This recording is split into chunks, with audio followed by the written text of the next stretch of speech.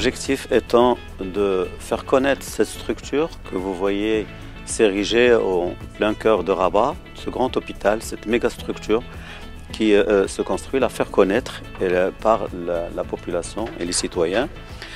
Cette structure qui, comme on l'a précisé, est une structure qui compte quelques 600 lits extensibles, lits et places, qui est dotée de la plus haute technologie, la technologie de pointe la plus récente. C'est un projet qui vient avec cette capacité et cette technologie élargir l'offre de soins pour répondre à déjà un des piliers de la refonte du système de santé tel que voulu et mis en place et suivi par Sa Majesté le Roi Mohammed VI, que Dieu l'assiste et le glorifie. À côté de ce grand pilier, cette technologie incarne ce qu'on appelle l'hôpital du futur, mais l'hôpital du futur dans le sens où aujourd'hui il est hautement technologique, mais demain il le restera parce qu'il y a une forte dose d'évolutivité et d'adaptation et d'agilité. C'est une structure qui compte, comme je disais, une technologie de pointe, avec bien entendu une montée en compétences prévue, déjà entamée, par la mise en place de moyens de simulation. Vous savez que jamais la première fois on opère sur des patients quand on est en apprentissage, par exemple. Et donc toute la plateforme de formation se fait avec simulation.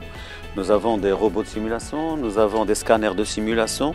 C'est dire que cette imprégnation, déjà dès les premières années de l'étude dans ce complexe hospitalo-universitaire, permet aux étudiants une formation immersive, une formation qui leur permet d'inculquer et d'incarner en eux-mêmes la culture, les spécificités du milieu hospitalier et surtout l'ancrage de cette dimension humaine qui est indispensable justement à la prise en charge de nos patients dans ce contexte.